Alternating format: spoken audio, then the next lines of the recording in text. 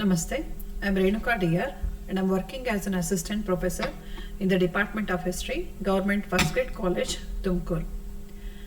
In this video, I am discussing the topic the Revolt of 1857, its scope and its causes. The Revolt of 1857 is an important event in the history of India. Actually, it was the first organized expression against the British, or it is the first resistance against the British that was by the Indians. And it began with the revolt of sepoys and it ended in the participation of masses. And this revolt is called by various names. It has various names. The British historians say that it is only a sepoy mutiny. And the Indian historians say that it is an Indian mutiny and the Great Rebellion. But the nationalist Vinayaka Damodar Savarkar, that is V.D. Savarkar, says the revolt of 1857 is nothing but it is the first war of independence. He called it as the first war of independence. And this is an important event in the history of India because it marked the end of the rule of British East India Company in India. 1857 ದಂಗೆ ಏನಿದೆ, ಸಿಪಾಯಿ ದಂಗೆ ಅಥವಾ ಅದನ್ನ ಅನೇಕ ಹೆಸರುಗಳಿಂದ ನಾವು ಅದನ್ನ ಕರಿತೀವಿ. ಖಂಡಿತವಾಗ್ಲೂ ಇದು ಭಾರತದ ಇತಿಹಾಸದಲ್ಲಿ ಒಂದು ಬಹಳ ಪ್ರಮುಖವಾದಂಥ ಒಂದು ಘಟನೆ, ಹಾಗೆ ಬಹಳ ವಿಶಿಷ್ಟವಾದಂಥ ಸ್ಥಾನವನ್ನ ಪಡ್ಕೊಂಡಂಥ ಒಂದು ವಿಷಯ. ಈ ಒಂದು ದಂಗೆಯನ್ನ ಬ್ರಿಟಿಷರು ಅಥವಾ ಈ ಒಂದು ಹೋರಾಟವನ್ನ ಬ್ರಿಟಿಷರು ಸಿಪಾಯಿ ದಂಗೆ, ಕೇವಲ ಸಿಪಾಯಿ ದಂಗೆ ಅಂತ ಕರೆದ್ರೆ ಇದನ್ನ V.D. ಸಾವರ್ಕರ್ ಅವರು ಪ್ರಥಮ ಸ್ವಾತಂತ್ರ್ಯ ಸಂಗ್ರಾಮ ಅಂತ ಕರೀತಾರೆ. ಜೊತೆಗೆ ಖಂಡಿತವಾಗ್ಲೂ ಇದು ಒಂದು ಯಾಕೆ ಇದನ್ನ ನಾವು ವಿಶಿಷ್ಟ ಸ್ಥಾನ ಪಡ್ಕೊಂಡಿದೆ ಅಂತ ಹೇಳ್ತೀವಿ ಅಂದ್ರೆ, ಸುಮಾರು 1757ರಲ್ಲಿ ಬ್ರಿಟಿಷರು ತಮ್ಮ ಆಡಳಿತವನ್ನ ಪ್ರಾರಂಭಿಸ್ತಾರೆ. ಪ್ಲಾಸಿ ಕದನ ಆದ ಮೇಲೆ ಭಾರತದಲ್ಲಿ ಅವರು ರಾಜಕೀಯ ರಂಗವನ್ನ ಪ್ರವೇಶ ಮಾಡ್ತಾರೆ. ಹಾಗೆ ಭಾರತದ ಭಾಗಗಳನ್ನ ತಮ್ಮ ಒಂದು ಆಳ್ವಿಕೆಗೆ ಒಳಪಡಿಸ್ಕೊಳ್ತಾರೆ. 1857 ಅಂದ್ರೆ ಅಲ್ಲಿಗೆ 100 ವರ್ಷ ಆಯ್ತು. ಆ 100 ವರ್ಷ ಆದ್ಮೇಲೆ ಈ ಒಂದು ದಂಗೆ ಏನು ನಾವು ಗುರುತಿಸ್ತೀವಿ, ಈ ದಂಗೆ ಆ ಬ್ರಿಟಿಷ್ ಈಸ್ಟ್ ಇಂಡಿಯಾ ಕಂಪನಿಯ ಆಳ್ವಿಕೆಗೆ ಕೊನೆಯನ್ನ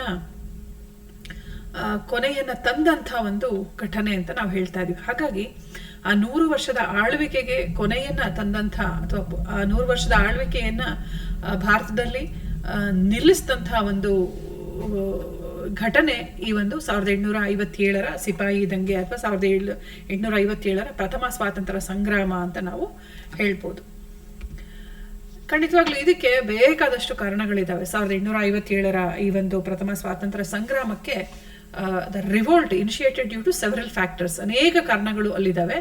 ಅವುಗಳನ್ನ ನಾವು ಒಂದೊಂದಾಗಿ ನೋಡಬೇಕಾಗತ್ತೆ. ಅವು ಕಾರಣಗಳನ್ನ ನಾವು ನೋಡೋದಾದ್ರೆ political causes, economic causes, military causes, administrative factors, social and religious factors, immediate causes. ಅಂದ್ರೆ ನೋಡಿ, ಅಲ್ಲಿ ಬದುಕಿನ ಪ್ರತಿಯೊಂದು ಕ್ಷೇತ್ರದ ಕಾರಣಗಳು ಅಲ್ಲಿದ್ದಾವೆ. ರಾಜಕೀಯ ಕಾರಣಗಳು ಇದ್ದಾವೆ, ಹಾಗೇನೆ ಆರ್ಥಿಕ ಕಾರಣಗಳು ಅಲ್ಲಿದ್ದಾವೆ, ಹಾಗೇನೆ ಸೈನಿಕ ಕಾರಣಗಳು ಇದ್ದಾವೆ, ಆಡಳಿತಾತ್ಮಕ ಕಾರಣಗಳು ಅಲ್ಲಿದ್ದಾವೆ, ಹಾಗೆ ಸಾಮಾಜಿಕ ಮತ್ತು ಧಾರ್ಮಿಕ ಕಾರಣಗಳು ಇದ್ದಾವೆ, ಜೊತೆಗೆ ತತ್ಕ್ಷಣದ ಕಾರಣಗಳು ಅಲ್ಲಿದ್ದಾವೆ. ಒಂದೊಂದಾಗಿ ನಾವು ನೋಡ್ತಾ ಹೋದ್ರೆ, ಈಗ ಮೊದಲಿಗೆ ಬ್ರಿಟಿಷ್ ಪಾಲಿಸಿ ಆಫ್ ಎಕ್ಸ್ಪಾನ್ಷನ್ ಅಂದ್ರೆ ಡಾಲ್ಹೌಸಿ ತನ್ನ ಆಳ್ವಿಕೆಯನ್ನ ಪ್ರಾರಂಭ ಮಾಡಿದ್ಮೇಲೆ ಇಲ್ಲಿ he believed in the consolidation of British empire. So believed in the territorial expansion of the British East India company ಅಂತ ಹೇಳಿದಾಗ ಅಲ್ಲಿ ಅವನು ಫಾಲೋ ಮಾಡಿದಂತಹ ಕೆಲವು ನೀತಿಗಳನ್ನ ನೋಡೋದಾದ್ರೆ ಬಹಳ ಎತ್ತರದಲ್ಲಿ ಕಾಣಿಸುವಂತ ವಿಷಯ ಯಾವುದು ಅಂದ್ರೆ ಡಾಕ್ಟ್ರಿನ್ ಆಫ್ ಲ್ಯಾಪ್ಸು, ಅಂದ್ರೆ ದತ್ತು ಮಕ್ಕಳಿಗೆ ಹಕ್ಕಿಲ್ಲ ಎಂಬ ನೀತಿಯಿಂದ ಅವನ ಅನೇಕ ರಾಜ್ಯಗಳನ್ನ ಅಲ್ಲಿ ಬ್ರಿಟಿಷ್ ಸಾಮ್ರಾಜ್ಯಕ್ಕೆ ಸೇರ್ಪಡೆ ಮಾಡ್ಕೊಳ್ಳುವಂತ ಪ್ರಯತ್ನ. ಅದರಲ್ಲಿ ಮೊದಲಿಗೆ ಸತಾರ, ನಂತರ ನಾಗ್ಪುರ, ಝಾನ್ಸಿ, ಸಂಭಾಲ್ಪುರ, ಕಾಚರ್, ಜೈಪುರ್, ಉದಯ್ಪುರ್, ಕೌತಾಲಿ, ಆರ್ಕಾಟು, ತಂಜಾವೂರು, ಇವನ್ನೆಲ್ಲ ಏನಾಗುತ್ತೆ ಬ್ರಿಟಿಷ್ ಎಂಪೈರ್ಗೆ, ಬ್ರಿಟಿಷ್ ಸಾಮ್ರಾಜ್ಯಕ್ಕೆ ಏನಾಯಿತು ಇದನ್ನ ಸೇರಿಸ್ಕೊಳ್ಳುವಂಥ ಒಂದು ಪ್ರಯತ್ನ ಆಗುತ್ತೆ. ಡಾಕ್ಟ್ರಿನ್ ಆಫ್ ಲ್ಯಾಬ್ಸ್ ಅಂದರೆ ನಾವು ಹಿಂದಿನ ಇದರಲ್ಲಿ ಚರ್ಚೆ ಮಾಡಿದ್ವಿ, ಇದು ದತ್ತು ಮಕ್ಕಳಿಗೆ ಹಕ್ಕಿಲ್ಲ ಎಂಬ ನೀತಿ. ಇವೆಲ್ಲ ಸಾಮಾನ್ಯವಾಗಿ ಸಹಾಯಕ ಸೈನ್ಯ ಪದ್ಧತಿಗೆ ಒಳಗಾದಂಥ ರಾಜ್ಯಗಳು. ಇಲ್ಲಿರುವಂಥ ಅರಸರು ಅವರಿಗೆ ಪುತ್ರ ಸಂತಾನ ಇಲ್ಲದೆ ಹೋದಾಗ ಅಲ್ಲಿ ಧರ್ಮಶಾಸ್ತ್ರ, ಹಿಂದೂ ಧರ್ಮಶಾಸ್ತ್ರಗಳ ಪ್ರಕಾರ ಇವರು ದತ್ತು ಪುತ್ರನನ್ನ ಸ್ವೀಕರಿಸಿದ್, ಒಬ್ಬ ತಮಗಿಷ್ಟ ಬಂದಂಥ ಒಂದು ಮಗುವನ್ನ ದತ್ತು ಪಡೆದು ಅವನನ್ನ ಉತ್ತರಾಧಿಕಾರಿಯನ್ನಾಗಿ ನೇಮಿಸುವಂಥ ಒಂದು ರೂಢಿ ಹಿಂದಿಂದ ಇತ್ತು. ಆದ್ರೆ ಅದನ್ನ ಬ್ರಿಟಿಷರು ಈ ರಾಜ್ಯಗಳನ್ನ ಸೇರಿಸ್ಕೊಳ್ಳುವಂಥ ಒಂದು ಸೇರಿಸ್ಕೊಳ್ಳುವಂಥ ಒಂದು ಕಬಳಿಸ್ಬೇಕು ಅನ್ನೋ ದೃಷ್ಟಿಯಿಂದ ಏನ್ ಮಾಡ್ತಾರೆ, ಈ ಒಂದು ನೀತಿಯನ್ನ, ದತ್ತು ಮಕ್ಕಳಿಗೆ ಹಕ್ಕಿಲ್ಲ ಎಂಬ ನೀತಿಯನ್ನ ಜಾರಿಗೆ ತರ್ತಾರೆ. ಸೊ ಇದರಿಂದ ಸಾಕಷ್ಟು ರಾಜ್ಯಗಳು ಏನಾದವು ಅಂತ ಹೇಳಿದ್ರೆ ರಾಜ್ಯಗಳನ್ನ ದೇಶೀಯ ಸಂಸ್ಥಾನಗಳ ಅರಸರು ಕಳ್ಕೊಳ್ತಾರೆ. ಸೊ ಇದರಿಂದ ಯಾರು ಇದನ್ನ ಕಳ್ಕೊಂಡ್ರು, ಖಂಡಿತವಾಗ್ಲೂ ಅಲ್ಲಿ ಒಂದು ಇದೊಂದು ದೊಡ್ಡ ಘಟನೆ ಅಂತಾನೆ ನಾವು ಹೇಳ್ತೀವಿ. ಯಾಕಂದ್ರೆ ಒಂದ್ ಕಡೆ ಅನೇಕ ಅರಸರು ತಮ್ಮ ಅಧಿಪತ್ಯವನ್ನ ಕಳ್ಕೊಳ್ತಾರೆ. ಅಫ್ಕೋರ್ಸ್ ಅವರೆಲ್ಲರೂ ಬ್ರಿಟಿಷರ ವಿರುದ್ಧ ಕತ್ತಿ ಮಸಿತಾ ಇರ್ತಾರೆ, ಅವಕಾಶಕ್ಕಾಗಿ ಅವ್ರ ವಿರುದ್ಧ ಸೇಡನ್ನ ತೀರಿಸ್ಕೊಳ್ಳೋದಕ್ಕೆ ಅವಕಾಶಕ್ಕಾಗಿ ಅವರು ಕಾಯ್ತಾ ಇರ್ತಾರೆ. ಸೊ ಅಂಥ ಒಂದು 1857ರಲ್ಲಿ ಒಂದು ದಂಗೆ ಸ್ಫೋಟಗೊಳ್ತು ಅಂತ ಹೇಳಿದ್ರೆ ಅದರಲ್ಲಿ ಭಾಗವಹಿಸಿದಂತಹ ಕೆಲವು ವ್ಯಕ್ತಿಗಳು ಈ ರಾಜ್ಯಗಳನ್ನ ಕಳ್ಕೊಂಡಂತ ರಾಜರು ಅದರಲ್ಲಿ ಇದ್ರು ಅನ್ನೋದು ನಾವು ಗಮನಿಸ್ಬೇಕು. ಉದಾಹರಣೆಗೆ ಇಲ್ಲಿ ಝಾನ್ಸಿಯನ್ನ ಆಳ್ವಿಕೆ ಮಾಡ್ತಾ ಇದ್ದಂಥ ರಾಣಿ ಲಕ್ಷ್ಮೀಬಾಯಿ ಈ ಒಂದು ದಂಗೆಯಲ್ಲಿ ಭಾಗವಹಿಸ್ತಾರೆ. ಹಾಗೇನೆ ಮುಂದೆ ನಾನು ಹೇಳ್ತೀನಿ, ಸಾಕಷ್ಟು ಅರಸರು ಅದರಲ್ಲಿ ಪಾಲ್ಗೊಂಡ್ರು ಅಂತ ಹೇಳಿದಾಗ ಝಾನ್ಸಿ ರಾಣಿ ಲಕ್ಷ್ಮೀಬಾಯಿ ಸಾಕಷ್ಟು ಆ ಒಂದು ಪ್ರಥಮ ಸ್ವಾತಂತ್ರ್ಯ ಸಂಗ್ರಾಮದಲ್ಲಿ ಪ್ರಮುಖ ಪಾತ್ರವನ್ನ ಆಕೆ ವಹಿಸ್ತಾಳೆ. ನಂತರ ಇನ್ನ ಒಂದು ದುರಾಡಳಿತದ ನೆಪವನ್ನ ಒಡ್ಡಿ ರಾಜ್ಯಗಳನ್ನ ಸೇರಿಸ್ಕೊಳ್ಳುವಂತ ಮತ್ತೊಂದು ನೀತಿ. ಸೊ ಇದು ಅಷ್ಟೇ, ಡಾಲ್ಹೌಸಿಯ ಸಮಯದಲ್ಲಿ ಈ ಒಂದು ನೀತಿಯನ್ನ ಅನುಸರಿಸ್ತಾರೆ. ಅಂದ್ರೆ the grounds of maladministration, ದುರಾಡಳಿತದ ನೆಪವನ್ನ ಒಡ್ಡಿ ಅನೇಕ ರಾಜ್ಯಗಳನ್ನ ಸೇರಿಸ್ಕೊಳ್ಳುವಂತ ಪ್ರಯತ್ನವಾಯಿತು. ಅಂದ್ರೆ ಅದರಲ್ಲಿ ಔದ್, ಬೆರಾರು, ಪೂನಾ, ಕೂರ್ಗು, ಮಲಬಾರು, ಇದ್ರ ಬಗ್ಗೆ ನಾವು ಹಿಂದಿನ ಒಂದು ವಿಡಿಯೋದಲ್ಲಿ ಸಾಕಷ್ಟು ವಿಷಯಗಳನ್ನ ಚರ್ಚೆ ಮಾಡಿದೀವಿ. ಇಲ್ಲೂ ಅಷ್ಟೇ, the grounds of mall administration ಅಂತ ಹೇಳಿದ್ರೆ ದುರಾಡಳಿತದ ನೆಪವನ್ನ ಒಡ್ಡಿ ಈ ರಾಜ್ಯಗಳನ್ನ ಅವರು ಸೇರಿಸ್ಕೊಂಡಾಗ ಸಹಜವಾಗಿ ಇಲ್ಲಿರುವಂತ ಅರಸರು ಅಷ್ಟೇ ವಿರುದ್ಧವಾಗಿ ಅರಸರನ್ನ ಯಾರು ಬೆಂಬಲಿಸ್ತಾ ಇರ್ತಾರೆ, ಅಲ್ಲಿಯ ಜನ ಆಗ್ಲಿ ಅಲ್ಲಿನ ಪ್ರಜೆಗಳಾಗ್ಲಿ ಎಲ್ಲರೂ ಬ್ರಿಟಿಷರ ವಿರುದ್ಧ ಅಸಮಾಧಾನಗೊಂಡ್ರು ಅಂತ ಹೇಳಿದ್ರೆ ಈ ನೀತಿನೂ ಅಲ್ಲಿ ಕಾರಣವಾಗುತ್ತೆ. ತಲತಲಾಂತರದಿಂದ ವಂಶಪಾರಂಪರ್ಯವಾಗಿ ಆಳ್ವಿಕೆ ಮಾಡ್ಕೊಂಡು ಬರ್ತಾ ಇದ್ದಂತ ಅನೇಕ ಭಾಗಗಳನ್ನ ಇಲ್ಲಿ ಅರಸರು ತಮ್ಮ ಸಂಸ್ಥಾನಗಳನ್ನ ಇಲ್ಲಿ ಅರಸರು ಕಳ್ಕೊಂಡ್ರು ಅಂದ್ರೆ ಅದಕ್ಕೆ ಈ ನೀತಿ ಕಾರಣವಾಗುತ್ತೆ.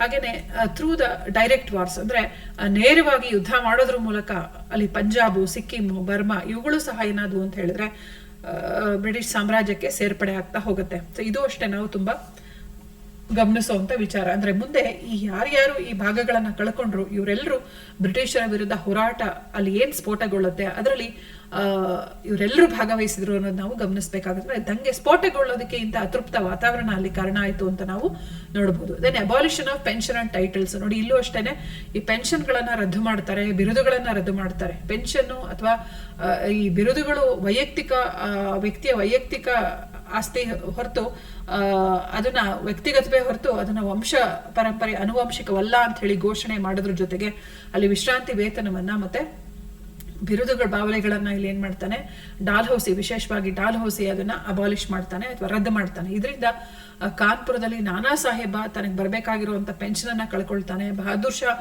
ಬಿರುದು ಬಾವಲಿಗಳನ್ನ ಅವರು ರದ್ದುಗೊಳಿಸ್ತಾರೆ. ಹಾಗೇನೆ ಆರ್ಕಾಟಿನ ನವಾಬನು ಪೆನ್ಷನ್ ಅನ್ನ ಕಳ್ಕೊಳ್ತಾನೆ. ಇವರೆಲ್ಲರೂ ಅಷ್ಟೇ ಈ ತರ ಒಂದು ಅತೃಪ್ತ ವಾತಾವರಣ ಏನಿತ್ತು ಇದರಿಂದ ಇವರೆಲ್ಲರೂ ಈ ಒಂದು ದಂಗೆಯಲ್ಲಿ ಅಥವಾ ಈ ಒಂದು ಪ್ರಥಮ ಸ್ವಾತಂತ್ರ್ಯ ಸಂಗ್ರಾಮದಲ್ಲಿ ಭಾಗವಹಿಸುವಂತ ಒಂದು ಪ್ರಯತ್ನವಾಗುತ್ತೆ. ಅದರಲ್ಲಿ ನಾನಾ ಸಾಹೇಬ, ಅಲ್ಲಿ ರಾಣಿ ಲಕ್ಷ್ಮೀಬಾಯಿ ಮತ್ತೆ ಇಲ್ಲಿ ನಾನಾ ಸಾಹೇಬ ಪ್ರಮುಖ ಪಾತ್ರವನ್ನು ವಹಿಸಿದಂತ ವ್ಯಕ್ತಿಗಳ ಸಾಲಲ್ಲಿ ಸೇರ್ತಾರೆ.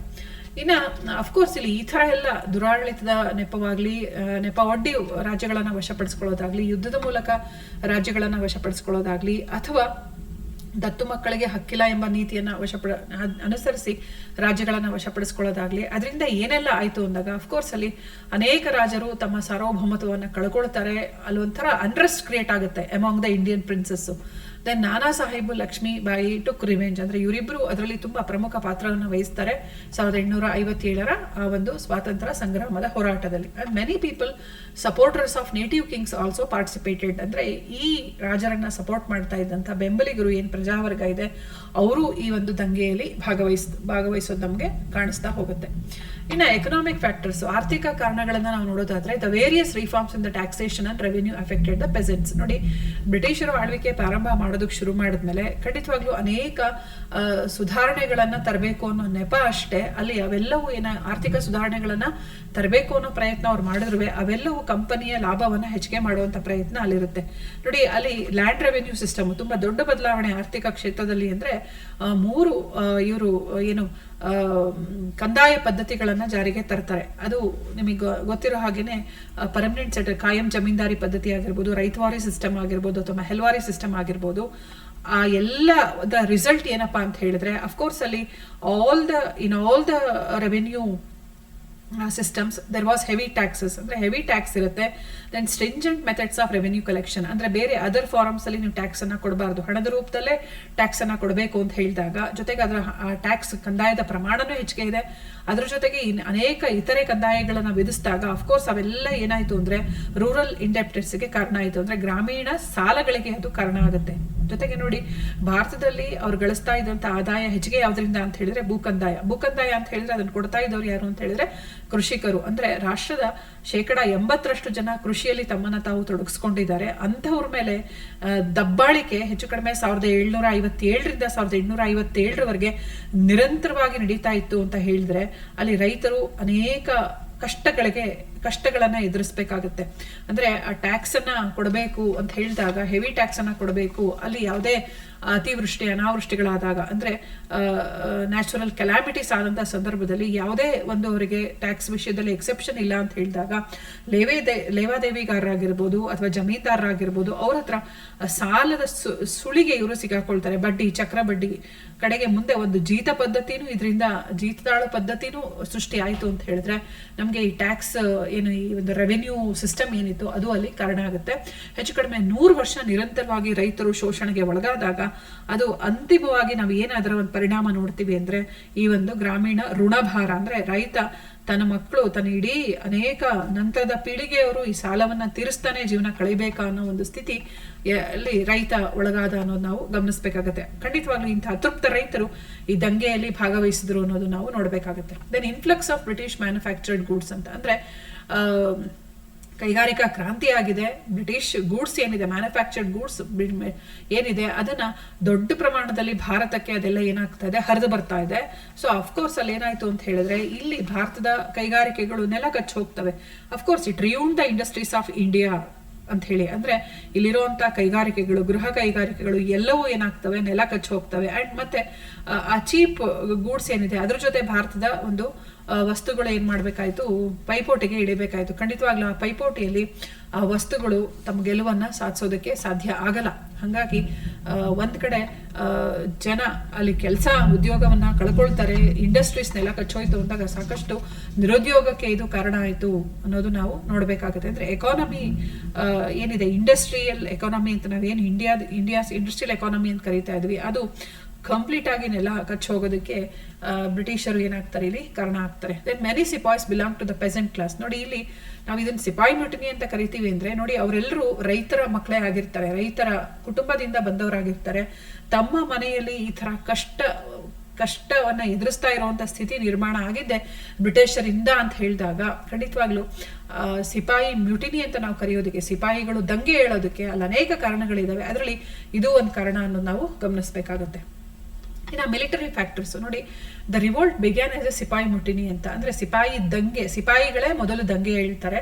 ಆ ದಂಗೆ ಹೇಳೋದಕ್ಕೆ ಸಾಕಷ್ಟು ಕಾರಣ ಇದೆ. ಹಿಂದೆ ಹೇಳಿದಂತ ಕಾರಣಗಳು ಒಂದ್ ಕಡೆ ಎಫೆಕ್ಟ್ ಮಾಡ್ತಾನೆ ಇದಾವೆ. ಅದ್ರ ಜೊತೆಗೆ ನೇರವಾಗಿ ಇಲ್ಲಿ ಈ ಸಿಪಾಯಿಗಳು ಅಥವಾ ಏನು ಸೈನ್ಯದಲ್ಲಿರುವಂತ ಸೈನಿಕರು ಯಾವ ಸಂಕಷ್ಟಗಳನ್ನ ಎದುರಿಸ್ತಾ ಇದ್ರು ಅಂತ ನೋಡಿ. ಇಂಡಿಯನ್ ಸಿಪಾಯ್ಸ್ ಇನ್ ಬ್ರಿಟಿಷ್ ಆರ್ಮಿ ಅಂದ್ರೆ ಬ್ರಿಟಿಷ್ ಸೈನ್ಯದಲ್ಲಿ ಇರುವಂತ ಭಾರತೀಯ ಸೈನಿಕರು ಏನೆಲ್ಲ ತೊಂದರೆಗಳನ್ನ ಎದುರಿಸ್ತಾ ಇದ್ರು ಅಂತ ನೋಡಿ. Considered as a inferior to British soldiers. ಯಾವತ್ತೂ ಅಷ್ಟೇ ಅವರು ಒಂಥರ ಕೆಳ ದರ್ಜೆಯವರು ಅನ್ನೋದನ್ನೇ, ಅವರು ದರ್ಜೆಯವರು ಅನ್ನೋ ರೀತಿನೇ ಆ ಸೈನ್ಯದಲ್ಲಿ ಭಾರತೀಯ ಸೈನಿಕರನ್ನ ನೋಡ್ತಾ ಇರ್ತಾರೆ. ಒಂದು then paid less than Europeans same rank ಅಂದ್ರೆ ಅದೇ ಒಂದು ಕೇಡರ್ ಇದ್ದಾರೆ, ಒಂದೇ ಲೆವೆಲ್ ಅಲ್ಲಿ ಇದ್ರು ಯುರೋಪಿಯನ್ಸ್ಗಿನ್ನ ಇವರಿಗೆ ಕಡಿಮೆ ಸಂಬಳವನ್ನ ಕೊಡ್ತಾ ಇರ್ತಾರೆ. ತಾರತಮ್ಯ ಇದೆ, ಅಲ್ಲಿ ವೇತನ ತಾರತಮ್ಯ ಇದೆ. Then have to serve far away from the homes, ತುಂಬಾ ದೂರದಲ್ಲಿ ಸೇವೆಯನ್ನ ಮಾಡಬೇಕು. ಅಂದ್ರೆ ತಮ್ಮ ಕುಟುಂಬವನ್ನ ತಮ್ಮ ಸ್ಥಳದಿಂದ ಬಿಟ್ಟು ತುಂಬಾ ದೂರ ಸ್ಥಳದಲ್ಲಿ ಇವರು ಹೋಗಿ ಅಲ್ಲಿ ಇರಬೇಕು, ಅಲ್ಲಿ ಹೋಗಿ ಅವರು ಸೇನೆಯಲ್ಲಿ ಸೇವೆಯನ್ನು ಸಲ್ಲಿಸಬೇಕು ಅನ್ನೋ ಥರ ಒಂದು ಕಂಡೀಷನ್ನು ಇಲ್ಲಿರುತ್ತೆ. ಅಂದರೆ ತುಂಬ ಅವರ ಒಂದು ಮನೆಯ ಪರಿಸರದಿಂದ ಸೈನಿಕರನ್ನ ದೂರ ಇಡುವಂಥ ಒಂದು ವ್ಯವಸ್ಥೆ ನಾವಿಲ್ಲಿ ಸಾಮಾನ್ಯವಾಗಿ ನೋಡ್ತಾ ಹೋಗ್ತೀವಿ. Then general service enlistment act, ಅಂದರೆ sepoy serve in British land across the sea ಅಂತ ಹೇಳಿ. ನೋಡಿ ಇಲ್ಲಿ ಏನ್ ಮಾಡ್ತಾರೆ ಅಂದ್ರೆ ಅವರು ಎಲ್ಲಿ ಯುದ್ಧಕ್ಕೆ ಹೋಗ್ಬೇಕು ಅಂತ ಹೇಳ್ತಾರೆ ಅಲ್ಲಿ ಯುದ್ಧಕ್ಕೆ ಹೋಗ್ಬೇಕಾಗತ್ತೆ. ಅಂದ್ರೆ ಸಮುದ್ರವನ್ನ ದಾಟಿಯೂ ಯುದ್ಧಗಳನ್ನ ಮಾಡಬೇಕು. ಕ್ರಿಮಿಯಾನ್ ವಾರ್ಸ್ ನಡೆಯುತ್ತೆ, ಚೈನಾ ವಾರ್ ನಡೆಯುತ್ತೆ, ಅಂತ ಸಮಯದಲ್ಲಿ ಇವರು ಸಮುದ್ರವನ್ನ ದಾಟಿ ಯುದ್ಧಕ್ಕೆ ಹೋಗ್ಬೇಕು ಅಂತ ಹೇಳಿ ಕಂಡೀಷನ್ ಇರುತ್ತೆ. ಅಕಸ್ಮಾತ್ ಅದಕ್ಕೆ ಒಬ್ಬ ಸೈನಿಕ ಒಪ್ಕೊಳ್ಳಿಲ್ಲ ಅಂತ ಹೇಳಿದ್ರೆ ಅವನನ್ನ ಸೇವೆಯಿಂದ ತೆಗೆದುಹಾಕುವಂತ ಒಂದು ಕಾಯಿದೆಯನ್ನ ಇಲ್ಲಿ ಏನ್ ಮಾಡ್ತಾರೆ, ಜಾರಿಗೆ ತರ್ತಾರೆ. ಹಾಗಾಗಿ ಹಿಂದೆ ಭಾರತೀಯರಲ್ಲಿ ಆ ನಂಬಿಕೆ ಇರುತ್ತೆ, ಸಮುದ್ರವನ್ನ ದಾಟಿ ಹೋದ್ರು ಅಂತ ಹೇಳಿದ್ರೆ ಅವರು ಧರ್ಮಭ್ರಷ್ಟರಾಗ್ತಾರೆ, ಅವ್ರನ್ನ ಪುನಃ ಸೇರಿಸ್ಕೊಳ್ಳೋದಿಲ್ಲ, ಹಿಂದಿನ ಅವರ ಒಂದು ಏನು ಕುಟುಂಬ ಇದೆ ಅವರನ್ನ ಬಹಿಷ್ಕರಿಸುವಂತ ಒಂದು ರೂಢಿ ಇರುತ್ತೆ. ಹಂಗಾಗಿ ಸಮುದ್ರ ದಾಟ ಹೋದ್ರು ಅಂತ ಹೇಳಿದ್ರೆ ಅವರು ಜಾತಿ ಭ್ರಷ್ಟರಾದ್ರು, ಧರ್ಮ ಭ್ರಷ್ಟರಾದ್ರು ಅನ್ನೋ ಭಾವನೆಗಳು ಇದ್ದಿದ್ರಿಂದ ಸ್ವಲ್ಪ ಇದನ್ನ ಯಾರು ಸೈನಿಕರು ಇದನ್ನ ಏನ್ ಮಾಡ್ತಾರೆ, ಇದನ್ನ ಸ್ವಲ್ಪ ವಿರೋಧಿಸ್ತಾರೆ. ಅಂದ್ರೆ ವಿರೋಧಿಸಿದಾಗ ಯಾರು ಹೋಗಲ್ಲ ಅಂತಾರೆ ಅವ್ರನ್ನ ಸೈನ್ಯದ ಕೆಲಸದಿಂದ ತೆಗೆದುಹಾಕುವಂತ ಒಂದು ಕ್ರಮವನ್ನ ಬ್ರಿಟಿಷರು ಅನುಸರಿಸ್ತಾ ಇರ್ತಾರೆ. ಖಂಡಿತವಾಗ್ಲೂ ಇಷ್ಟೆಲ್ಲ ವಿಷಯಗಳು ಸೈನಿಕರು ಬ್ರಿಟಿಷರ ವಿರುದ್ಧ ಸಿಡಿದೆ ಹೇಳೋದಕ್ಕೆ ಇಷ್ಟೆಲ್ಲ ಕಾರಣಗಳು ಅಲ್ಲಿದ್ವು ಅನ್ನೋದು ನಾವು ಗಮನಿಸಬೇಕಾಗುತ್ತೆ. ಸೊ ಇಷ್ಟೆಲ್ಲ ಆದ್ಮೇಲೆ ಕೆಲವು ಆಡಳಿತಾತ್ಮಕ ಕಾರಣಗಳು ಅಲ್ಲಿದ್ದಾವೆ. ಅಂದ್ರೆ ಈ ದಂಗೆಯಲ್ಲಿ ಅನೇಕರು ಭಾಗವಹಿಸ್ತಾ ಇದ್ದಾರೆ, ಕೆಲವು ಅಧಿಕಾರಿಗಳು ಭಾಗವಹಿಸ್ತಾ ಇದ್ದಾರೆ, ಸಾಮಾನ್ಯ ಜನ ಭಾಗವಹಿಸ್ತಾ ಇದ್ದಾರೆ, ರೈತರು ಭಾಗವಹಿಸ್ತಾ ಇದ್ದಾರೆ. ಅಂದ್ರೆ ಅಲ್ಲಿ ಪ್ರತಿಯೊಬ್ರು ಒಂದಲ್ಲ ಒಂದು ಕಾರಣದಿಂದ ಬಳಲಿದಂತಹ ಸಮೂಹ ಅಂತ ನಾವು ಹೇಳ್ಬೋದು. ಹಾಗಾದ್ರೆ ಇಲ್ಲಿ ಆಡಳಿತಾತ್ಮಕ ಕಾರಣಗಳು ಅಂತ ಹೇಳಿದ್ರೆ ನೋಡಿ, replacement of age old traditional setup and equality before law, language, ಇವೆಲ್ಲ. ಅಂದ್ರೆ ಈಗ ಲ್ಯಾಂಗ್ವೇಜ್ ಅಂತ ಹೇಳಿದ್ರೆ ಪರ್ಷಿಯನ್ ಲ್ಯಾಂಗ್ವೇಜ್ಗೆ ಹೆಂಗೋ ಅಡಾಪ್ಟ್ ಆಗಿರ್ತಾರೆ. ಮಧ್ಯ ಯುಗದಲ್ಲಿ ಮೊಘಲರ ಒಂದು ಆಳ್ವಿಕೆ ಅಥವಾ ಮುಸ್ಲಿಮರ ಆಳ್ವಿಕೆಗೆ ಒಳಪಟ್ಟಾಗ ಆಡಳಿತಾತ್ಮಕ ಒಂದು ಭಾಷೆ ಯಾವ್ದಾಗಿತ್ತು ಅಂದ್ರೆ ಪರ್ಷಿಯನ್ಗೆ ಬದಲಾಗುತ್ತೆ. ಹಿಂದೆ ಸಂಸ್ಕೃತ ಇರುತ್ತೆ, ಅದು ಪರ್ಷಿಯನ್ಗೆ ಬದಲಾದಾಗ ಒಂದಷ್ಟು ಜನ ಆಗ ಅದನ್ನ ವಿರೋಧಿಸಿದ್ರು. ಈ ಸಮಯಕ್ಕಾಗ್ಲೇ ಅದಕ್ಕೆ ಭಾರತೀಯರು ಹೊಂದ್ಕೊಂಡಿರ್ತಾರೆ. ಆದ್ರೆ ಬ್ರಿಟಿಷರ ಒಂದು ಆಳ್ವಿಕೆ ಪ್ರಾರಂಭ ಯಾವಾಗ ಆಗುತ್ತೆ, ಅವರು ಇಂಗ್ಲಿಷನ್ನ ಆಡಳಿತಾತ್ಮಕ ಭಾಷೆಯಾಗಿ ತಂದಾಗ ಸಹಜವಾಗಿ ಕಷ್ಟವನ್ನ ಭಾರತೀಯರು ಎದುರಿಸಬೇಕಾಗತ್ತೆ ಒಂದು. ಆಮೇಲೆ ಅನೇಕ ಕಟ್ಟುಪಾಡುಗಳು, ಜಾತಿ ವ್ಯವಸ್ಥೆ ಇದೆ, ಅಲ್ಲಿ ಅಸಮಾನತೆ ವಿಷಯಗಳು ಇದೆ. ಅಂದ್ರೆ ಉನ್ನತ ಜಾತಿ ಕೆಳಜಾತಿ ಅಂತ ಹೇಳಿದಾಗ ಅಲ್ಲಿ ಎಲ್ಲರೂ ಸಮಾನರು ಅನ್ನೋ ಒಂದು ಲಾ ಮುಂದೆ, ಕಾನೂನಿನ ಮುಂದೆ ಎಲ್ಲರೂ ಸಮಾನರು ಅನ್ನೋ ಒಂದು ವಿಷಯ ಏನಿದೆ ಅದನ್ನ ಭಾರತೀಯರ ಕೆಲೆ ಅರಗಿಸ್ಕೊಳ್ಳೋಕೆ ಆಗ್ಲಿಲ್ಲ ಅನ್ನೋದು ಮತ್ತೊಂದು ಗಮನಿಸುವಂತ ವಿಷಯ. ಅಂದ್ರೆ ಎಲ್ಲೋ ಒಂದ್ ಕಡೆ ಬ್ರಿಟಿಷರನ್ನ ಭಾರತೀಯರು ವಿರೋಧಿಸ್ತಾ ಇದ್ದಾರೆ ಅಂತ ಹೇಳಿದ್ರೆ ಇದು ಒಂದು ಈಕ್ವಾಲಿಟಿ ಬಿಫೋರ್ ಲಾ ಇದೆಯಲ್ಲ, ಅದು ತುಂಬಾ ಮುಖ್ಯವಾಗುತ್ತೆ. ಯಾಕಂದ್ರೆ ಎಲ್ಲರ ಮುಂದೆ ಎಲ್ಲಾ ಜಾತಿ, ಕಾನೂನಿನ ಮುಂದೆ ಎಲ್ಲಾ ಜಾತಿಯವರು ಒಂದೇ ಅಂತ ಹೇಳಿ ಎಲ್ಲರಿಗೂ ಒಂದೇ ತರ ಶಿಕ್ಷೆಯನ್ನು ಕೊಡ್ಬೇಕಾದ್ರೆ ಅಲ್ಲಿ ಮೇಲ್ವರ್ಗದವನು ಒಂದೇ, ಕೆಳವರ್ಗದವನು ಒಂದೇ ಅನ್ನೋ ಒಂದು ಏನು ವಿಷಯ ಅಲ್ಲಿತ್ತು ಅದನ್ನ ಖಂಡಿತವಾಗ್ಲೂ ಭಾರತೀಯರ ಕೇಳಿ ಅದನ್ನ ಅಳವಡಿಸ್ಕೊಳ್ಳೋಕೆ ಸಾಧ್ಯ ಆಗ್ಲಿಲ್ಲ.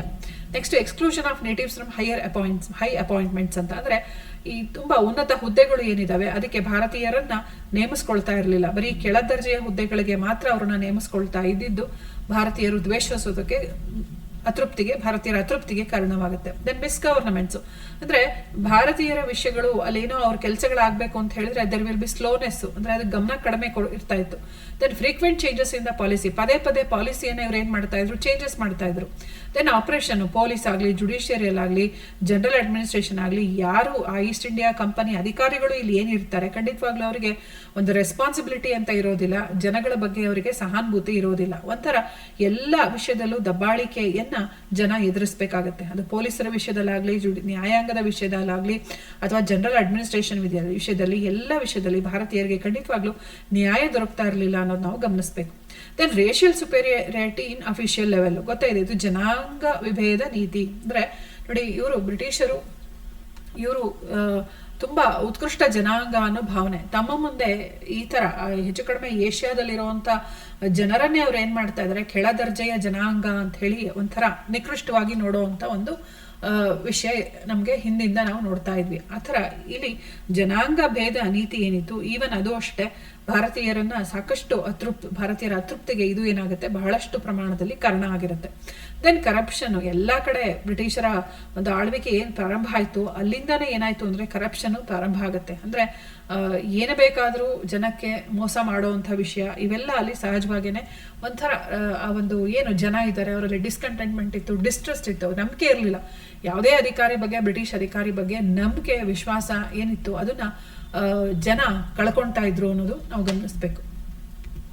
ಇನ್ನು ಸೋಷಿಯಲ್ ಅಂಡ್ ರಿಲಿಜಿಯಸ್ ಕಾಸಸ್ ಅಂದರೆ ನೋಡಿ, ಇಲ್ಲಿ ಸ್ಪ್ರೆಡಿಂಗ್ ಆಫ್ ಇದು ಸೋಷಿಯಲ್ ಅಂಡ್ ರಿಲಿಜಿಯಸ್ ಕಾಸಸ್ ಇದೆಯಲ್ಲ, ಇದು ನಮಗೆ ತುಂಬ ಏನು ಕಾರಣಗಳು ಅಂತ ನಾವು ಚರ್ಚೆ ಮಾಡ್ತಾ ಇದ್ವಿ, ಅದರಲ್ಲೆಲ್ಲ ಬಹಳ ಮುಖ್ಯವಾದಂಥ ಪಾತ್ರವನ್ನು ಇವು ವಹಿಸ್ತವೆ. ಅಂದರೆ ಇಡೀ ಒಂದು ಸೊಸೈಟಿ ಬೇಸನ್ನೇ ಅಲ್ಲಾಡಿಸುವಂಥ ಒಂದು ವಿಷಯಗಳು ನಾವಿಲ್ಲಿ ನೋಡ್ತಾ ಹೋಗ್ತೀವಿ. ನೋಡಿ, spreading of western education.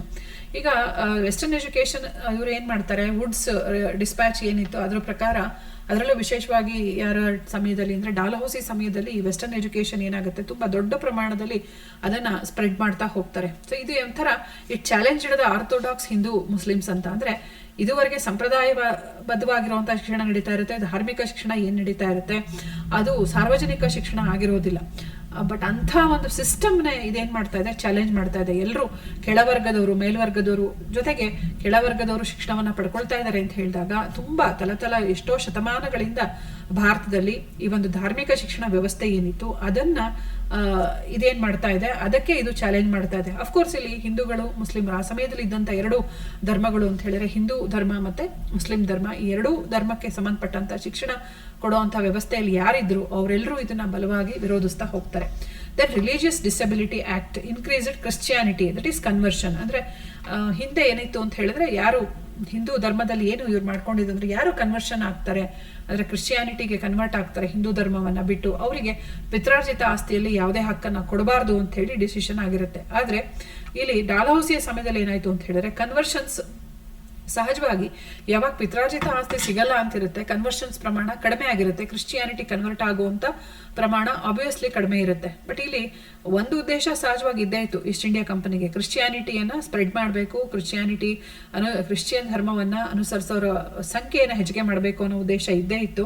But ಈ ರಿಲಿಜಿಯಸ್ ಹಿಂದಿನ ಒಂದು ನಿರ್ಧಾರ ಇತ್ತು, ಅದು ತಡೆ ಒಡ್ತಾ ಇತ್ತು. ಹಾಗಾಗಿ ಅವ್ರು ಏನ್ ಮಾಡ್ತಾರೆ ಅಂತ ಹೇಳಿದ್ರೆ, ಅಲ್ಲಿ ರಿಲಿಜಿಯಸ್ ಡಿಸಬಿಲಿಟಿ ಆಕ್ಟ್ ಅಂತ ಹೇಳಿ ಜಾರಿಗೆ ತರ್ತಾರೆ. ಇದೇನ್ ಮಾಡ್ತು ಅಂತ ಹೇಳಿದ್ರೆ, ಅಲ್ಲಿ ಕನ್ವರ್ಷನ್ ಆದ್ರೂ ಅವನಿಗೆ ಪಿತ್ರಾರ್ಜಿತ ಆಸ್ತಿಯಲ್ಲಿ ಹಕ್ಕಿದೆ ಅಂತ ಹೇಳಿ ಕಾನೂನನ್ನ ತಂದ್ಬಿಡ್ತಾರೆ. ಸೊ ಇದರಿಂದ ಸಾಕಷ್ಟು ಜನ ಕ್ರಿಶ್ಚಿಯಾನಿಟಿ ಧರ್ಮವನ್ನು ಅನುಸರಿಸೋದಕ್ಕೆ ಅಥವಾ ಆ ಒಂದು ಧರ್ಮಕ್ಕೆ ಮತಾಂತರ ಆಗೋದಕ್ಕೆ, ಕನ್ವರ್ಟ್ ಆಗೋದಕ್ಕೆ ಈ ಒಂದು ಆಕ್ಟ್ ಕಾರಣ ಆಯಿತು. ಅಫ್ಕೋರ್ಸ್ ಇದೇನಾಯ್ತು, ನಮ್ಮ ಇಡೀ ಆ ಒಂದು ಏನು ನಾವು ಸಮಾಜ ಅಂತ ಕರೀತಾ ಇದ್ವಿ, ಆ ಸಮಾಜ ಧರ್ಮದ ಆಧಾರವಾಗಿ ರಚನೆ ಆಗಿರುವಂತ ಸಮಾಜ, ಆ ಧರ್ಮವನ್ನೇ ಇದೇನ್ ಮಾಡ್ತಾ ಇದೆ, ಧರ್ಮವನ್ನೇ ಬುಡಮೇಲ್ ಮಾಡುವಂತ ಒಂದು ಪ್ರಯತ್ನ ನಮ್ಗೆ ಇಲ್ಲಿ ಕಾಣಿಸ್ತಾ ಇದೆ.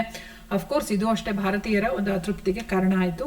ಅನೇಕರು ಭಾಗವಹಿಸಿದ್ರು ಅಂತ ಹೇಳಿದ್ರೆ, ಯಾರು ಇದನ್ನ ಅಪೋಸ್ ಮಾಡಿದ್ರು ಅವರೆಲ್ಲರೂ ಆ ದಂಗೆಯಲ್ಲಿ ಭಾಗವಹಿಸುವಂತ ಒಂದು ಪ್ರಯತ್ನವಾಗುತ್ತೆ. Then the abolition of practices, sati ಮತ್ತೆ ಫಿಮೇಲ್ ಇನ್ಫ್ಯಾಂಟಿಸೈಡ್. ನೋಡಿ, ಇದು ಸತಿ ಸಹಗಮನ ಪದ್ಧತಿ ಆಗಲಿ ಅಥವಾ ಫಿಮೇಲ್ ಇನ್ಫ್ಯಾಂಟಿಸೈಡ್ ಆಗಲಿ, ಇವೆಲ್ಲ ಏನು ತುಂಬಾ ಹಿಂದಿಂದ ಒಂಥರ ಎಷ್ಟರ ಮಟ್ಟಿಗೆ ಇದ್ರಲ್ಲಿ ನಂಬಿಕೆ ಇತ್ತು ಅಂದ್ರೆ, ನಮ್ಮ ಧರ್ಮಶಾಸ್ತ್ರಗಳಲ್ಲೇ ಅದನ್ನ ಹೇಳ್ಬಿಟ್ಟಿದ್ದಾರೆ, ಅದನ್ನ ನಾವು ಅನುಸರಿಸಲೇಬೇಕು ಅನ್ನೋ ಥರ. ಅದನ್ನ ಅನುಸರಿಸದೆ ಹೋದ್ರೆ ಏನೋ ಪಾಪಕ್ಕೆ ಸಮಾಜ ಒಳಗಾಗುತ್ತೆ ಅನ್ನೋ ಒಂದು ಭಾವನೆಗಳನ್ನ ಸಮಾಜ ಇಟ್ಕೊಂಡಿರುತ್ತೆ. ಆ ಭಾವನೆಗಳನ್ನ ಇವರು ಗೌರವಿಸ್ಲಿಲ್ಲ, ಅದನ್ನ ಕಡೆಗಣಿಸಿದ್ರು ಅಂದಾಗ ಸಹಜವಾಗಿ ಈ ಅತೃಪ್ತ ವಾತಾವರಣವನ್ನು ಆ ದಂಗೆಗೆ ಕಾರಣವಾಗ್ತಾ ಹೋಗುತ್ತೆ.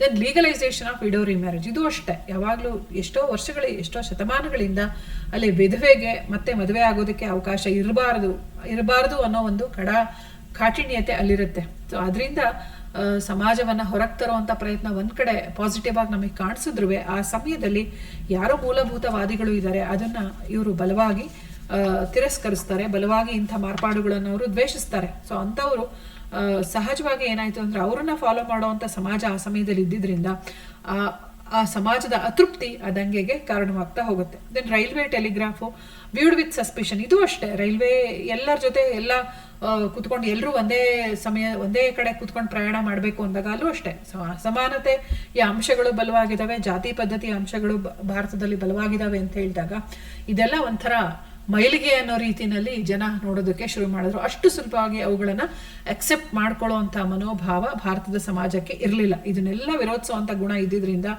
ದಂಗೆ ಈ ವಿರೋಧಿ ವಿಷಯದಿಂದಲೇ ಏನಾಗುತ್ತೆ, ಆ ದಂಗೆ ಸ್ಫೋಟಗೊಳ್ಳೋದಕ್ಕೆ ಕಾರಣವಾಯಿತು. ಮತ್ತೆ ಇಮಿಡಿಯೇಟ್ ಕಾಸಸ್, ತಕ್ಷಣದ ಕಾರಣಗಳು ಇದಾವೆ. ಇಷ್ಟೆಲ್ಲ ಕಾರಣಗಳಿದ್ರು ಇಮಿಡಿಯೇಟ್ ಆಗ ದಂಗೆ ಸ್ಫೋಟಗೊಳ್ಳೋದಕ್ಕೆ ನಾವು ಒಂದಷ್ಟು ಕಾರಣಗಳನ್ನ ಇಲ್ಲಿ ನೋಡ್ತಾ ಇದೀವಿ. ನೋಡಿ, ದ ಇನ್ಸಿಡೆಂಟ್ ಆಫ್ ಗ್ರೀಸ್ಡ್ ಕಾರ್ಟ್ರಿಡ್ಜಸ್ ಅಂತ ಹೇಳಿ, ಅಂದ್ರೆ ನೋಡಿ ಇಲ್ಲಿ ಇಲ್ಲಿ ಗ್ರೀಸ್ಡ್ ಕ್ಯಾಟ್ರಿಜಸ್ ಅನ್ನ ಯೂಸ್ ಮಾಡಬೇಕು ಅನ್ನೋ ಒಂದು ಏನು ಬಲವಂತ ಇರುತ್ತೆ, ಅದರಿಂದನೇ ಇದಾಗುತ್ತೆ. ಈ ಕ್ಯಾಟ್ರಿಜಸ್ ಅಂತ ಹೇಳಿದ್ರೆ ಇದ್ರ ಮೇಲೆ ಏನ್ ಮಾಡಿರ್ತಾರೆ ಅಂತ ಹೇಳಿದ್ರೆ ದನ ಮತ್ತೆ ಹಂದಿಯ ಕೊಬ್ಬನ್ನ ಸವರಿ ಆ ತೋಟಗಳನ್ನ ಮಾಡಿರ್ತಾರೆ. ಸೊ ಇವುಗಳನ್ನ ಬಾಯಿಂದ ಕಿತ್ತು ಅದನ್ನ ಯೂಸ್ ಮಾಡಬೇಕು, ಅದನ್ನ ಬಳಸಬೇಕು ಅನ್ನೋ ತರ ಒಂದು ಕ್ರಮ ಇದ್ದಿದ್ರಿಂದ ಅಲ್ಲಿ of course it was refused by Hindus and Muslims. ಯಾಕೆ ಅಂತ ಹೇಳಿದ್ರೆ ಹಿಂದೂಗಳಿಗೆ ಹಸು ಪವಿತ್ರವಾದಂತಹ ಪ್ರಾಣಿ ಆದ್ರೆ ಮುಸ್ಲಿಮರಿಗೆ ಹಂದಿ ನಿಕೃಷ್ಟವಾಗಿರುವಂಥ ಪ್ರಾಣಿ. ಸೊ ಇವರಿಬ್ರು ಅದನ್ನ ಏನ್ ಮಾಡಿದ್ರು ಅಂತ ಹೇಳಿದ್ರೆ ಬಳಸೋದಿಲ್ಲ ಅಂತ ಹೇಳಿ ತಮ್ಮ ಅಭಿಪ್ರಾಯವನ್ನ ವ್ಯಕ್ತಪಡಿಸ್ತಾರೆ. ಆದ್ರೆ ಮಾರ್ಚಲ್ಲಿ ಇದೇ ಒಂದು ವಿಷಯವನ್ನ ಇಟ್ಕೊಂಡು ಮಂಗಲ್ ಪಾಂಡೆ ಬ್ಯಾರಕ್ಪುರದಲ್ಲಿ ಇದ್ದಂಥ ಒಂದು ಏನು ರೆಜಿಮೆಂಟ್ ಪಡೆ, ಸೇನಾ ಪಡೆ ಏನಿತ್ತು ಅದರಲ್ಲಿ ಇದ್ದಂಥ ಒಬ್ಬ ಸೈನಿಕ ಯಾರು ಅಂತ ಹೇಳಿದ್ರೆ ಮಂಗಲ್ ಪಾಂಡೆ. ಇವನು ನಾವು ಅದನ್ನ ಬಳಸೋದಿಲ್ಲ ಅಂತ ಹೇಳಿ ಆ ಸೈನಿಕರ ಪರವಾಗಿ ಈತ ತನ್ನ ಧ್ವನಿಯನ್ನ ಎತ್ತುತ್ತಾನೆ. ಅದ್ರ ಜೊತೆಗೆ ಈ ಅಟ್ಯಾಕ್ಡ್ ದ ಆಫೀಸರ್ಸ್ ಅಲ್ಲಿ ಇರುವಂತಹ ಅಧಿಕಾರಿಗಳನ್ನ ಸಹ ಇವ್ರು ಏನ್ ಮಾಡ್ತಾರೆ, ಅಟ್ಯಾಕ್ ಮಾಡ್ತಾರೆ. ಬಟ್ ಆ ಸಮಯದಲ್ಲಿ ಅವನನ್ನ ಅರೆಸ್ಟ್ ಮಾಡಿಬಿಟ್ಟು ಅವನನ್ನ 8ನೇ ತಾರೀಕು ಏಪ್ರಿಲ್ ಅಲ್ಲಿ ಏನ್ ಮಾಡ್ತಾರೆ, ಅವನನ್ನ ನೇಣುಗಂಬಕ್ಕೆ ಏರಿಸ್ತಾರೆ. ಸೊ ಇದೇ ತರ ನಾವ್ ಇದನ್ನ ಯೂಸ್ ಮಾಡಲ್ಲ ಅನ್ನೋ ಒಂದು ವಿಷಯ ಏನಿತ್ತು ಅದು ಮತ್ತೆ ಮೀರತ್ತಲ್ಲಿ ಸುಮಾರು 85 ಸೈನಿಕರು ಏನ್ ಮಾಡ್ತಾರೆ, ಅದನ್ನ ಬಲವಾಗಿ ವಿರೋಧಿಸ್ತಾರೆ. ಅಂದ್ರೆ ಅದಾಗಿ ಮಂಗಲ್ ಪಾಂಡೆನೇ ಏನ್ ಗಲ್ಲಿಗೇರಿಸ್ತಾರೆ, ಅದಾಗಿ 1 ತಿಂಗಳಿಗೆ 9th May 85 soldiers of Meerut ಅವರು ಏನ್ ಮಾಡ್ತಾರೆ, ಅವರು ಯೂಸ್ ಮಾಡಲ್ಲ ಅಂತ ಹೇಳಿ ತಮ್ಮ ಧ್ವನಿಯನ್ನ ಎತ್ತುತ್ತಾರೆ. ಜೊತೆಗೆ ಅಲ್ಲಿರುವಂತಹ ಅಧಿಕಾರಿಗಳನ್ನ ಅವರು ಅಲ್ಲಿ ಅಟ್ಯಾಕ್ ಮಾಡ್ತಾರೆ. ಅಲ್ಲಿರುವಂತಹ ಸೇನಾ ಪಡೆ ಎಲ್ಲ ಒಂದಷ್ಟು ಧ್ವಂಸಗೊಳಿಸುವಂತ ಒಂದು ಆ ಸೇನಾ ಏನು ಅಲ್ಲಿ ಒಂದು ಬಿಡಾರ ಅಥವಾ ಏನು ಆ ರೆಜಿಮೆಂಟ್ ಅಲ್ಲಿ ಇರುತ್ತೆ ಅದಕ್ಕೆ ಸಂಬಂಧಪಟ್ಟಂತ ಎಲ್ಲ ಅಲ್ಲಿ ಸಂಪನ್ಮೂಲಗಳನ್ನ ಅವ್ರು ಹಾಳು ಮಾಡುವಂತ ಒಂದು ಪ್ರಯತ್ನ ಮಾಡ್ತಾರೆ. ಸೊ ಇದರಿಂದ ಆ 85 ಜನ ಸೋಲ್ಜರ್ಸ್ನ ಅವ್ರು ಏನ್ ಮಾಡ್ತಾರೆ, ಬಂಧನಕ್ಕೆ ಒಳಪಡಿಸಿ ಅವರಿಗೆ ಅವಮಾನ ಮಾಡ್ತಾರೆ. ಅವರ ವಸ್ತ್ರಗಳನ್ನ ತೆಗೆದು ಅವರಿಗೆ ವಿವಸ್ತ್ರವನ್ನಾಗಿಸಿ ಅವ್ರನ್ನ ಮೆರವಣಿಗೆ ಮಾಡ್ತಾರೆ. ತುಂಬಾ ಅವರಿಗೆ ಅವಮಾನ ಮಾಡೋದ್ರ ಜೊತೆಗೆ 10 ವರ್ಷ ಅವರಿಗೆ ಜೈಲು ವಾಸವಾದ ಶಿಕ್ಷೆಯನ್ನ ವಿಧಿಸ್ತಾರೆ. ಸೊ ಇದು ಖಂಡಿತವಾಗ್ಲೂ ಅಲ್ಲಿ ಇದ್ದಂಥವರಿಗೆ ಸಹಿಸ್ಕೊಳ್ಳೋಕೆ ಸಾಧ್ಯ ಆಗೋದಿಲ್ಲ. ಅಲ್ಲಿರುವಂತ ಸೈನ್ಯ ಏನ್ ಮಾಡುತ್ತೆ, ಇದ್ರ ವಿರುದ್ಧ ರಿವೋಲ್ಟ್ ಆಗಿ ಬ್ರಿಟಿಷರ ವಿರುದ್ಧ ಸೈನ್ಯನೇ ಏನ್ ಮಾಡುತ್ತೆ, ದಂಗೆ ಎದ್ದು ಬಿಡುತ್ತೆ. So this resulted in the revolt of sepoys in many places. ಒಂದು ಸರಿ ಅಲ್ಲಿ ಈ ತರ ಸೈನಿಕರಿಗೆ ಅವಮಾನ ಮಾಡಿದ್ರು ಅಂತ ಹೇಳಿದ ತಕ್ಷಣನೇ ಸಾಕಷ್ಟು ಕಡೆ ಏನಾಯ್ತು, ಈ ಒಂದು ರಿವೋಲ್ಟ್ ನಮ್ಗೆ ಕಾಣಿಸ್ಕೊಳ್ತಾ ಹೋಗುತ್ತೆ. ನೋಡಿ ಇಲ್ಲಿ ಮಾಸ್ ಪಾರ್ಟಿಸಿಪೇಷನ್ ಅಂತಂದ್ರೆ ಇಷ್ಟೆಲ್ಲ ಹಿಂದಿನ ಕಾರಣಗಳಿಗೆ ಬಲಿಯಾದವರು, ಹಿಂದಿನ ವಿಷಯಗಳಿಂದ ನೊಂದವರು ಬೆಂದವರು, ಅವರ ಒಂದು ಅನೀತಿ ದುರಾಡಳಿತಕ್ಕೆ ಬಲಿಯಾದವರು ಸಾಕಷ್ಟು ಜನ ಇದ್ದಾರೆ. ಅದರಲ್ಲಿ ನೇಟಿವ್ ಪ್ರಿನ್ಸಸ್ ಇದ್ದಾರೆ, ಟ್ರೇಡರ್ಸ್ ಇದ್ದಾರೆ, ಜಹಾಗೀರ್ದಾರ್ಸ್ ಇದ್ದಾರೆ, ಅಫಿಷಿಯಲ್ಸ್ ಇದ್ದಾರೆ, ಪೆಸೆಂಟ್ಸ್ ಇದ್ದಾರೆ, ಮತ್ತೆ ವಿಮೆನ್ ಇದ್ದಾರೆ. ಇವರೆಲ್ಲ ಸೇರಿ ಆ ಒಂದು ದಂಗೆಯಲ್ಲಿ ಭಾಗವಹಿಸ್ತಾರೆ. ಹಾಗಾದ್ರೆ ಈ ದಂಗೆ ಎಲ್ಲೆಲ್ಲಿ ಆಯ್ತು ಅಂತ ನಾವು ನೋಡೋದಾದ್ರೆ ನೋಡಿ, this revolt is confined to limited regions. ಇಡೀ ಭಾರತದಾದ್ಯಂತ ಇದು ನಮ್ಗೆ ಕಂಡುಬರಲ್ಲ. ಕೆಲವು ಸ್ಥಳಗಳಲ್ಲಿ ಮಾತ್ರ ನಾವು ಈ ಒಂದು ದಂಗೆ ಸ್ಫೋಟಗೊಂಡಿದ್ದನ್ನ ನೋಡ್ತೀವಿ, ದಂಗೆ ನಡೆದದ್ದನ್ನ ನಾವು ನೋಡ್ತಾ ಹೋಗ್ತೀವಿ.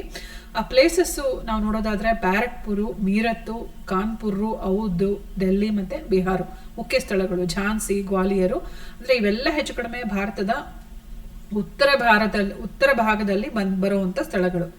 ಆದ್ರೆ it doesn't spread to South India and other parts of India. ದಕ್ಷಿಣ ಭಾರತಕ್ಕಾಗ್ಲಿ, ನಮಗೆ ಆ ಕಡೆ ತೀರಾ ಉತ್ತರಕ್ಕಾಗ್ಲಿ, ಕಾಶ್ಮೀರದ ಭಾಗವಾಗ್ಲಿ, ಅಥವಾ ತೀರಾ ಸೌತ್ ಇಂಡಿಯಾ ಆಗ್ಲಿ, ಅಥವಾ ತೀರಾ ಈಸ್ಟ್ ಆಗ್ಲಿ, ತೀರಾ ವೆಸ್ಟ್ ಆಗ್ಲಿ ನಮ್ಗೆ ಈ ಒಂದು ಯುದ್ಧಗಳು ಕಾಣಲ್ಲ. ಈ ದಂಗೆ ಒಂದು ನಡೆಯುವಿಕೆ ನಮ್ಗೆ ಈ ಭಾಗದಲ್ಲಿ ಕಾಣಿಸೋದಿಲ್ಲ. ಹಾಗಾಗಿ ನಾವು ಸ್ಕೋಪ್ ಅಂತ ನೋಡಕ್ ಹೊರಟಾಗ ಇಷ್ಟು ಜನ ಭಾಗವಹಿಸ್ತಾರೆ. ಜೊತೆ what are the in which places the revolt can be identified ಅಂದಾಗ ಇಷ್ಟು ಪ್ಲೇಸಸ್ ಅಲ್ಲಿ ನಾವು ರಿವೋಲ್ಟ್ ಅನ್ನ ನೋಡ್ಬೋದು. ಹಿಂದೆ ನಾನು ಯಾರ್ಯಾರು ಪಾರ್ಟಿಸಿಪೇಟ್ ಮಾಡಿದ್ರು ಅದರಲ್ಲಿ ಅಂದಾಗ ಇಷ್ಟು ಜನರನ್ನ ನಾವು ಅಲ್ಲಿ ನೋಡೋದಕ್ಕೆ ಸಾಧ್ಯ ಇದೆ. ಹಾಗಾದ್ರೆ ಈ ದಂಗೆಯ ಸ್ವರೂಪ ಹೇಗಿತ್ತು, ದಂಗೆ ಯಾವ್ಯಾವ ಸ್ಥಳಗಳಲ್ಲಿ ಯಾವ್ಯಾವ ರೀತಿ ನಡೀತು ಅಂತ ಹೇಳಿ ನಾವು ಮುಂದಿನ ವಿಡಿಯೋದಲ್ಲಿ ಅವುಗಳನ್ನ ನಾವು ಚರ್ಚೆ ಮಾಡಬೇಕಾಗುತ್ತೆ. ಸೊ ಇಷ್ಟು ಈ ವಿಡಿಯೋದಲ್ಲಿ ನಾವು ಏನೇನು ನೋಡುವಂತ ಪ್ರಯತ್ನ ಆಯ್ತು ಅಂದ್ರೆ ಈ ಒಂದು 1857ರ ಸಿಪಾಯಿ ದಂಗೆಗೆ ಕಾರಣಗಳನ್ನ ನಾವು ನೋಡ್ತಾ ಹೋದ್ವಿ. ಜೊತೆಗೆ ಅದರ ವ್ಯಾಪ್ತಿಯನ್ನ ನೋಡಿದ್ವಿ, ಯಾರು ಭಾಗವಹಿಸಿದ್ರು, ಮತ್ತೆ ಯಾವ್ಯಾವ ಸ್ಥಳಗಳಲ್ಲಿ ಆ ದಂಗೆಯನ್ನು ನಾವು ಗುರುತಿಸೋದಕ್ಕೆ ಕಾರಣ ಆಯ್ತು ಅಂತ ಅನೇಕ ಕಾರಣಗಳನ್ನು ನಾವು ನೋಡಿದ್ವಿ. ಅದರಲ್ಲಿ ತಕ್ಷಣದ ಕಾರಣ ನಮ್ಗೆ ತುಂಬಾ ಮುಖ್ಯ ಆಗುತ್ತೆ. ಅಂದ್ರೆ ಆ ತೃಪ್ತ ವಾತಾವರಣ ಅಲ್ಲಿತ್ತು, ಆದ್ರೆ ಆ ದಂಗೆ ಸ್ಫೋಟಗೊಳ್ಳೋದಕ್ಕೆ ಸಿಪಾಯಿಗಳು ಕಾರಣ ಆಗ್ತಾರೆ. ಕಾರಣ ಆದಂಥ ವ್ಯಕ್ತಿ, ಕಾರಣ ಆಗುವಂಥ ಸ್ಥಳ, ನಮಗೆ ವ್ಯಕ್ತಿ ತುಂಬ ಮುಖ್ಯ ಆಗ್ತಾನೆ. ಮಂಗಲ್ ಪಾಂಡೆ ಅಲ್ಲಿ ಪ್ರಮುಖ ವ್ಯಕ್ತಿ ಆದರೆ ನಮಗೆ ಬ್ಯಾರಕ್ಪುರದ ಒಂದು ರೆಜಿಮೆಂಟ್ ಏನಿದೆ ಅದು ನಮಗೆ ಮತ್ತಷ್ಟು ಪ್ರಮುಖ ಸ್ಥಾನವನ್ನು ಪಡ್ಕೊಳ್ಳುತ್ತೆ. ಅದಾದಮೇಲೆ ಮೀರತ್ತು, ಅದಾದಮೇಲೆ ನಿರಂತರವಾಗಿ ನಮಗೆ ಹಂತ ಹಂತವಾಗಿ ಆ ಒಂದು ದಂಗೆ ಇಡೀ ಉತ್ತರ ಭಾರತದಲ್ಲಿ ಅನೇಕ ಸ್ಥಳಗಳನ್ನು ಆವರಿಸ್ಕೊಳ್ತು ಅನ್ನೋದು ನಾವಲ್ಲಿ ಗಮನಿಸಬೇಕಾಗುತ್ತೆ. ಸೊ ಇಷ್ಟು ಇದಕ್ಕೆ ಸಂಬಂಧಪಟ್ಟಂಥ ವಿಷಯಗಳು. ಇನ್ನು ವಿದ್ಯಾರ್ಥಿಗಳು, ನಾನು ಇಲ್ಲೊಂದಷ್ಟು ರೆಫರೆನ್ಸನ್ನು ನಿಮಗೆ ಕೊಟ್ಟಿದ್ದೀನಿ, ಇವುಗಳನ್ನು ನೀವು ಇಲ್ಲಿ ನೋಡ್ಕೊಳ್ಬೋದು. ಇನ್ನು ಅದರ ಜೊತೆಗೆ ನಿಮ್ಮ ಗ್ರಂಥಾಲಯದಲ್ಲಿ, ನಿಮ್ಮ ಕಾಲೇಜಿನ ಗ್ರಂಥಾಲಯದಲ್ಲಿ ಇರುವಂಥ ಲೈಬ್ರರಿ ಏನಿದೆ, ನಿಮ್ಮ ಗ್ರಂಥಾಲಯ ಏನಿದೆ, ಅದರಲ್ಲಿರುವಂಥ ಪುಸ್ತಕಗಳಲ್ಲಿ ಮತ್ತಷ್ಟು ಮಾಹಿತಿಯನ್ನು ನೀವು ಪಡ್ಕೊಂಡು ಸಮರ್ಪಕವಾದಂಥ ಉತ್ತರಗಳನ್ನು ಬರೆಯೋದು ಒಳ್ಳೆಯದು ಅಂತ ಹೇಳ್ತಾ ನಾನು ಈ ವಿಡಿಯೋನ ಮುಗಿಸ್ತಾ ಇದ್ದೀನಿ. Thank you one and all.